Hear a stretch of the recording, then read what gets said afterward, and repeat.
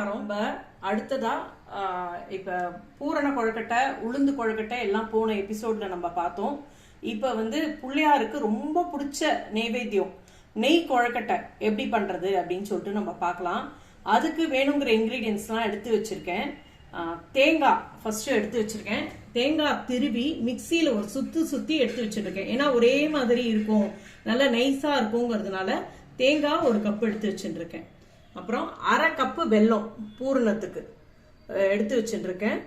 அதுக்கு மாவு பிசையறதுக்கு மைதா மாவு ஒரு கப்பு எடுத்துட்டுருக்கேன். 2 ஸ்பூன் ரவா எடுத்துட்டுருக்கேன். அப்புறம் பூர்ணம் பண்ணுறதுக்கு ஏலக்காய், கொஞ்சம் நெய் எடுத்துட்டுருக்கேன். இதுதான் இதுக்கு தேவையான இன்க்ரீடியன்ஸு. இப்போ நம்ம இது எப்படி பண்ணுறது அப்படின்னு சொல்லிட்டு நம்ம பார்க்கலாம். இப்போ நம்ம ஒரு கப்பு மைதா மாவு எடுத்துட்டு இருக்கோம். இதுக்கு மைதா மாவில் பண்ணினா நன்னா இருக்கும், கொழுக்கட்டை நன்னா கரகரன்னு இருக்கும். அதனால மைதா மாவு, 2 ஸ்பூன் ரவா எடுத்துட்டு இருக்கேன். கொஞ்சமாக உப்பு போட்டு பிசைஞ்சுக்கலாம் மாவை. நல்லா கலந்து விட்டுண்டு இது கொஞ்சம் நம்ம கெட்டியாக பிசைஞ்சுக்கணும். மாவு நல்லா சப்பாத்தி மாவு மாதிரி கெட்டியாக பிசைஞ்சுக்கணும். கொஞ்சமாக ஜலம் விட்டுண்டு கொஞ்சம் கொஞ்சமாக தான் ஜலம் விட்டு. மைதா மாவு ரொம்ப தண்ணி இழுக்காது, நிறையா விட்டுட்டா ஓடி போயிடும். அதனால் கொஞ்சம் கொஞ்சமாக ஜலம் விட்டு பிசைஞ்சுக்கலாம்.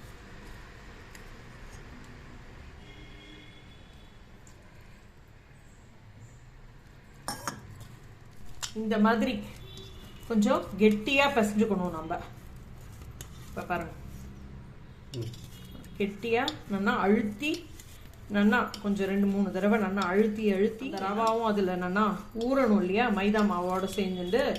அதனால் கொஞ்சம் நல்லா அழுத்தி பிசைஞ்சுக்கலாம். இதில் நெய் கொஞ்சமாக இதில் மேலே விட்டுண்டு இந்த மாவில் நெய் படுற மாதிரி இப்படி தடவி கொஞ்ச நேரம் ஊறட்டும். இது ஒரு 10-15 நிமிஷம் ஊறினா ஊறட்டும். அதுக்குள்ளேயே நம்ம பூரணம் பண்ணி எடுத்துன்னு வரலாம். இப்போ இதை மூடி வச்சுடலாம். இப்போ நம்ம ஸ்வீட் பூரணம், தேங்காய் பூரணம் பண்ணிக்கலாம். நான் முன்னாடி கொழுக்கட்டைக்கு பண்ணி காமிச்ச மாதிரியே தான் நம்ம இப்போ பரவாயில்ல, கொஞ்சம் ஷார்ட்டாக சீக்கிரம் பண்ணி பார்த்துக்கலாம். நம்ம கொஞ்சமாக ஜலம் விட்டுக்கணும். ஜலம் விட்டுண்டு வெல்லம் நல்லா கரையட்டும். அதாவது நம்ம எந்த ஒரு வேலையோ எந்த ஒரு நம்ம புதுசாக ஆரம்பித்தாலும் நம்ம பிள்ளையார நினச்சிட்டு ஆரம்பித்தோன்னா அது எந்த ஒரு தடங்களும் இல்லாத நல்லபடியாக முடியும் அப்படிங்கிறது எல்லாருக்குமே நம்ம தெரியும். அதனால் பிள்ளையார் குழந்தையிலேருந்து இந்த கணேஷான்னு குழந்தையிலேருந்து எல்லாருக்கும் பிடிச்ச ஒரு தெய்வம் யாருன்னா பிள்ளையார் தான். அவரை நம்ம வேண்டிக்கிறது, நம்ம அவருக்கு பூஜை செய்யறது எல்லாமே ரொம்ப சிம்பிளான ஒரு இதுதான். அவர் ரொம்ப ஈஸியாக பண்ணுற மாதிரி அந்த மாதிரி தான். பாருங்க, மஞ்சள் பிள்ளையார் பிடிச்சி வச்சாலே அங்கே பிள்ளையார் வந்துடுவார் அப்படிங்கிறது ஐதீகம். அவருக்கு என்ன பழங்கள் வச்சு நைவேத்தியம் பண்ணாலே போகிறோம். இந்த ஸ்வீட் எல்லாமும் அவருக்கு சிம்பிளான ஸ்வீட்டு தான். நம்மளோட ஒரு ஆசையில் தான் பிள்ளையாருக்கு ஸ்வீட் பண்ணணும் அப்படின்னு சொல்லிட்டு நம்ம பண்ணுறோம். அந்த கொழுக்கட்டை இந்த நெய் கொழுக்கட்டை அவருக்கு ரொம்ப ரொம்ப பிடிச்சமான ஸ்வீட்டு. அது நம்ம இந்த கணபதி ஹோமம், இந்த கிரகப்பிரவேசத்துக்கு கணபதி ஹோமம் பண்ணும்போது, இல்லைன்னா ஏதாவது ஒரு இது ஹோமம்லாம் பண்ணும்போது கணபதி ஹோமம் ஃபஸ்ட்டு பண்ணுவா. அதுக்கெல்லாம் இந்த பூர்ணம் நெய் கொழுக்கட்டை தான் நம்ம அந்த ஹோமத்துக்கு நம்ம பண்ணுறது. அதுதான் இப்போ நம்ம பண்ணி பார்க்க போகிறோம். நம்ம இப்போ வெல்லம் நல்லா கொதிக்க ஆரம்பிச்சுடுத்து. இப்போ இந்த வெல்லம் ஒரு ஸ்பூன் நெய் எடுத்து வச்சிருந்தோம் இல்லையா, அது கொஞ்சம் விட்டுக்கலாம். ஏன்னா வாசனையாக இருக்கும் இந்த சமயத்தில் நம்ம நெய் விட்டுண்டு பாகு கலக்கும்போது. இப்போ நம்ம எடுத்து வச்சிருந்த தேங்காய் இல்லையா, தேங்காயையும் போட்டு நம்ம கலரி எடுத்துக்கலாம். பூரணம் எல்லாம் ஒத்தாப்பில் நான் கொடுக்குற மெஷர்மெண்ட்டு கரெக்டாக இருக்கும். உங்களுக்கு கரெக்டான மெஷர்மெண்ட்டு தான் நீங்கள் பிகினர்ஸாக இருந்தாலும் சரி, வந்து தெரியல அப்படின்னாலும் சரி, தெரிஞ்சவா என்னை விட நன்னாவே பண்ணுவா. நான் தெரியாதவாளுக்காக தான் நான் சொல்கிறேன். நான் வந்து ரொம்ப ஈஸியாக இருக்கும் இந்த மெத்தட். நான் அதே மாதிரி தான் நான் சொல்லித்தரேன். பூர்ணம் கலரும் போது நல்லா சிம்மில் வச்சுட்டு கலருங்கோ, பெருசாக வச்சுன்னு கலரிடாங்கோ. சில சமயம் அது வந்து அடி பிடிச்சுன்றோம், இன்னும் ஒரு நிமிஷமாக தீஞ்சு போயிடும். அதனால் நம்ம சுவாமிக்கு வந்து நம்ம எது நெய்வேத்தியத்துக்கு பண்ணாலும் ரொம்ப கேர்ஃபுல்லாக பார்த்து வந்து நம்ம பண்ணணும். ஆனால் சேர்ந்து ஒத்தாப்பில் கலரிக்கலாம்.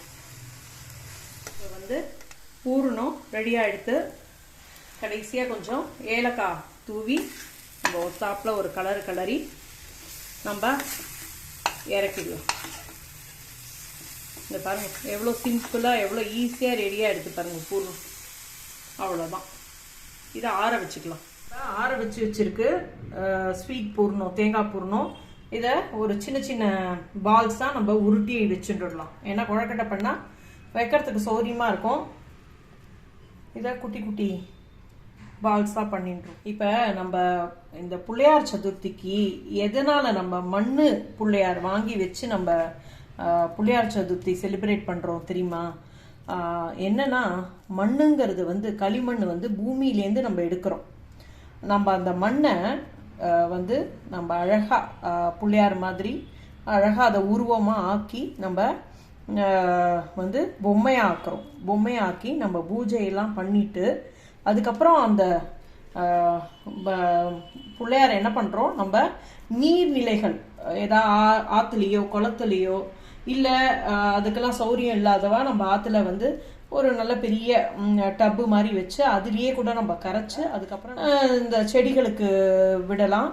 இல்லைன்னா வந்து நம்ம திருப்பி கூட நம்ம அதை யூஸ் பண்ணிக்கலாம். அந்த மாதிரி நம்ம பண்ணுறோம்.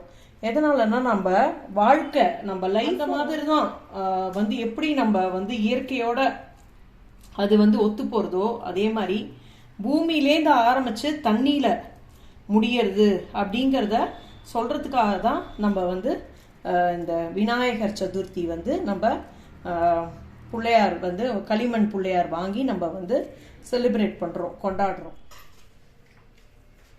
இப்போ நம்ம மைதா மாவு பிசைஞ்சு வச்சுருந்தோம் இல்லையா, அது ஒரு 10 நிமிஷமாக நல்லா ஊறி நல்லா சாஃப்டாக ஆயிருக்கு. இது வந்து இன்னும் கொஞ்சம் ஒரு 2 தடவை பிசைஞ்சிட்டு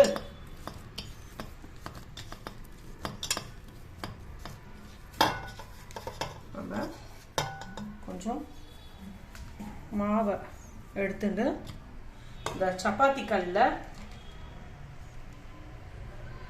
உங்களுக்கு வேணும்னா நீங்கள் மாவு தோச்சுங்கோ, இல்லைன்னா நீங்கள் எண்ணெயிலையோ நெய்லையோ தொட்டுட்டு இட்டால் கூட ஓகே. ரொம்ப மெல்லிசாவும் வேண்டாம், ரொம்ப தடியாகவும் வேண்டாம். நான் பண்ணி காமிக்கிறேன்.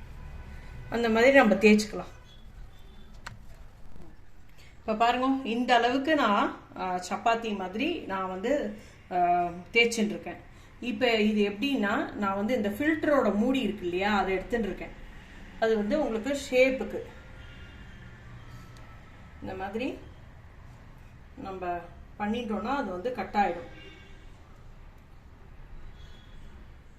ஒரே சைஸாக இருக்கும் நம்ம இந்த மாதிரி பண்ணுறதுனால. மிச்ச மாவையும் நம்ம எடுத்துடலாம்.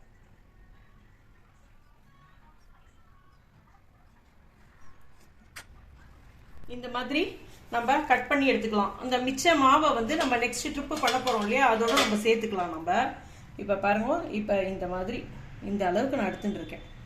உங்களுக்கு எப்படி எந்த சைஸ் வேணுமோ அந்த மாதிரி நீங்கள் எடுத்துங்க. நீங்கள் நான் பக்கத்துலேயே கொஞ்சம் ஜலமும் எடுத்து வச்சுட்டுருக்கேன். ஏன்னா இது மைதா மாவு நல்லா ஒட்டிக்கணும் அப்படிங்கிறதுனால ஜலமும் எடுத்து வச்சுட்டுருக்கேன். இப்போ இதோ பூர்ணத்தை வச்சு இதை அழகாக மூடிடணும்.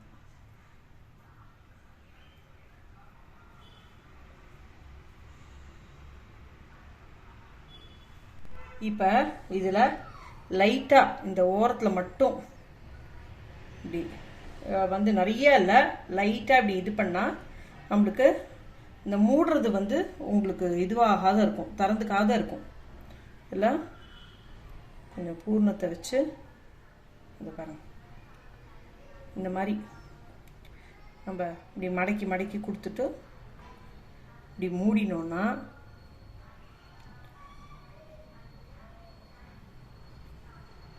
அழகாக கொழக்கட்டை வந்துடும். ஜலத்தை கொஞ்சம் லைட்டாக விரலில் தொட்டுண்டு நம்ம இப்படி இங்கே பாருங்க இப்படி இந்த இடத்துல தடவிக்கணும். ஏன்னா அப்போ தான் அந்த பூர்ணம் வெளியில் வராத நல்லா ஒட்டிக்கும். அதனால நான் சொன்னேன்.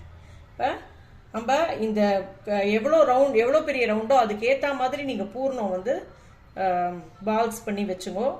இப்போ இதை வந்து நம்ம இப்படி கொஞ்சம் இந்த ஃப்ரில்லு மாதிரி வச்சு மூடினோன்னா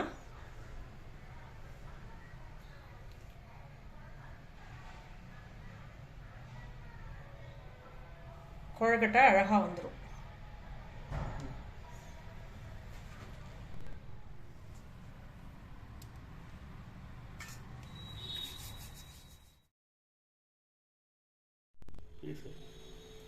இப்போ நான் எண்ணெயும் நெய்யுமா கலந்து விட்டுக்கிறேன்.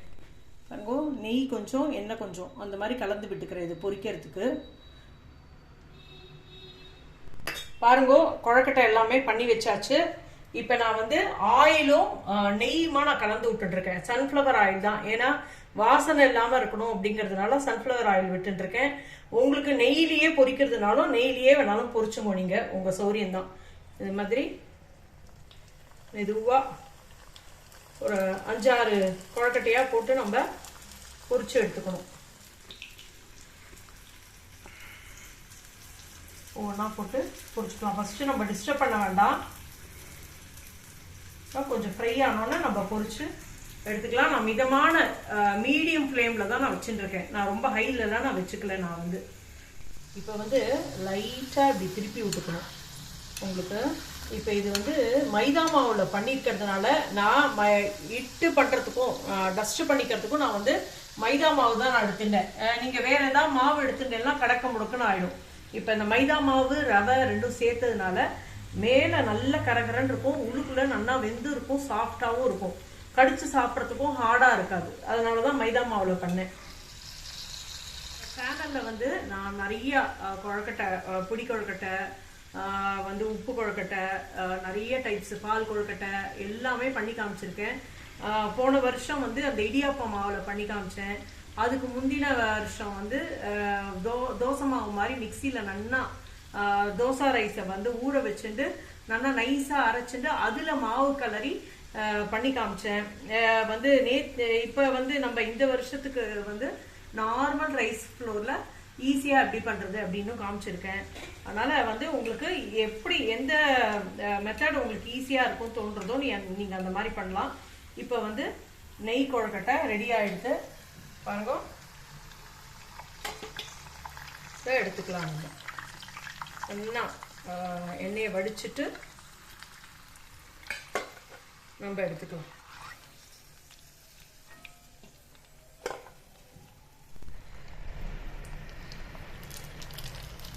அடுத்த லாட்டு கொழக்கட்டையும் நம்ம வந்து நெய்யில் பொரிச்சு எடுத்துடலாம்.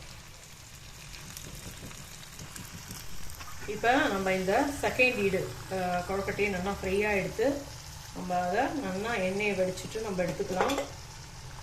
டிஃப்ரெண்ட் டைப்ஸ் ஆஃப் கொழக்கட்டை அதோட லிங்க்கு நம்ம டிஸ்கிரிப்ஷனில் கொடுக்குறோம்.